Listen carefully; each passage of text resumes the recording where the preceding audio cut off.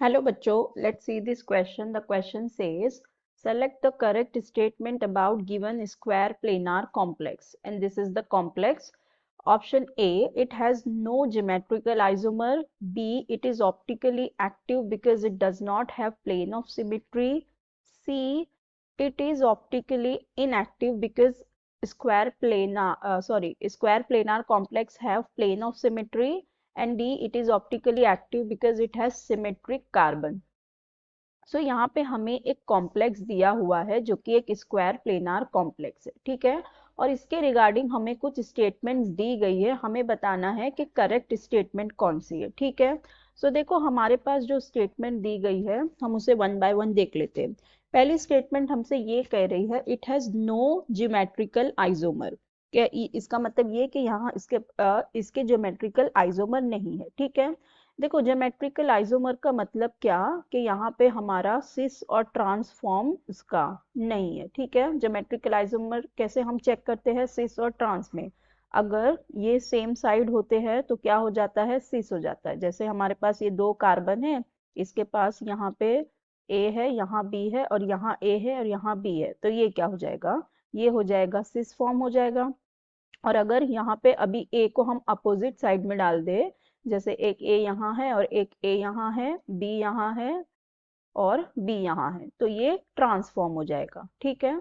तो इसे हम क्या कहते हैं, सिस ट्रांस, तो इसे हम ज्योमेट्रिकल आइसोमर कहते हैं, ठीक है। अब देखो यहाँ पे हमें जो कॉम्प्लेक्स दिया हुआ है, यहाँ अगर हम देखें तो ये हमें सिस फॉर्म का दिया हुआ है, ठीक है। ये हमें सिस फॉर्म का दिया हुआ है। यहाँ पे देखो हमारे पास C6H5 C6H5 दोनों ही कहाँ है, अबव द प्लेन आ रहे हैं, हाइड्रोजन हमारा बिलो द प्लेन आ रहा है, ठीक है। और यहाँ पे अगर देखें तो हम ये हमको सिस दिया हुआ है, ठीक है। अब यहाँ पे हमारे पास, और यहाँ पे हमें हाइड्रोजन दिया हुआ है और यहाँ पे CH3 दिया हुआ है, ठीक है।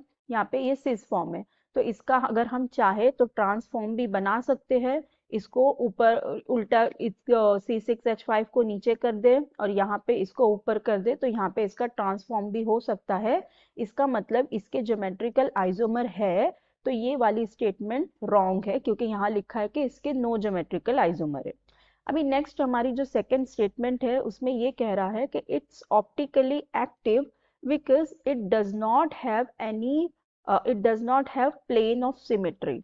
सो देखो ये वाली जो हमारी स्टेटमेंट है ये बिल्कुल ही करेक्ट है, क्योंकि इसके पास it does not have plane of symmetry, इसके पास प्लेन ऑफ सिमेट्री नहीं है, प्लेन ऑफ सिमेट्री नहीं है। अब प्लेन ऑफ सिमेट्री नहीं है इसका मतलब क्या, कि अगर हम कोई प्लेन को इस कॉम्प्लेक्स से पास करवाएं, ठीक है, अगर हम कोई प्लेन को इस कॉम्प्लेक्स से पास करवाते हैं, सो हमारे पास जब दो जो हमें दो इक्वली पार्ट जो डिवाइड हो जाएंगे इसके, सपोज हमने यहाँ से एक यहाँ पे एक प्लेन पास करवाया, ठीक है, ऐसा एक हॉरिजॉन्टल प्लेन पास करवाया, तो जब हम इस मॉलिक्यूल को देखेंगे इस कॉम्प्लेक्स को, तो जब वो दो इक्वली डिवाइड होना चाहिए, मतलब वो जो दोनों पार्ट है वो कैसे होने चाहिए, इक्वल होना चाहिए।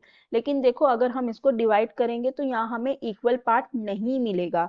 यहाँ ऊपर दो हाइड्रोजन आ जाएंगे, यहाँ नीचे दो CH3 आ जाएंगे, तो वो इक्वल पार्ट नहीं शो करेगा। इसका मतलब यहाँ पे जो प्लेन ऑफ सिमेट्री है वो यहाँ पे नहीं है, ठीक है।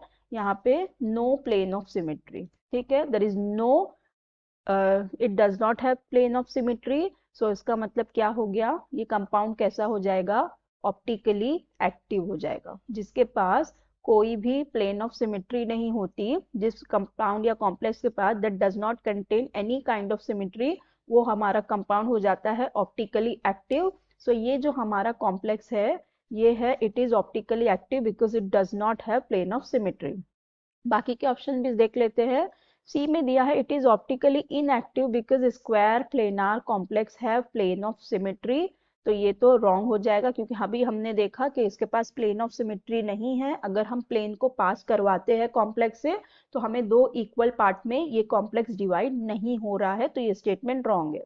अब डी में कह रहा है it is optically active because it has symmetric carbon. देखो सिमेट्रिक कार्बन का मतलब क्या होता है कि जिस कार्बन के चारों ही जो सब्स्टिट्यूएंट है, चारों ही सब्स्टिट्यूएंट कहो या ग्रुप कहो, वो कैसे हो, डिफरेंट हो। ठीक है, वो कैसे होने चाहिए, डिफरेंट। लेकिन अभी हम देखें ये कार्बन के पास, तो देखो इसके पास तो दो सेम है, हाइड्रोजन हाइड्रोजन, और इस कार्बन के पास दो सेम है, CH3 CH3। तो इसका मतलब ये कार्बन सिमेट्रिक नहीं है। तो ये प्ले ऑप्टिकली एक्टिव ये है कंपाउंड, लेकिन इस वजह से नहीं क्योंकि इसके पास सिमेट्रिक कार्बन है, इस वजह से, because it does not have plane of symmetry. तो ये वाली स्टेटमेंट रॉन्ग हो जाएगी। सो हमारी जो करेक्ट स्टेटमेंट हो जाएगी option B, that it is optically active because it does not have plane of symmetry. So I hope you understood it well. Best of luck, thank you.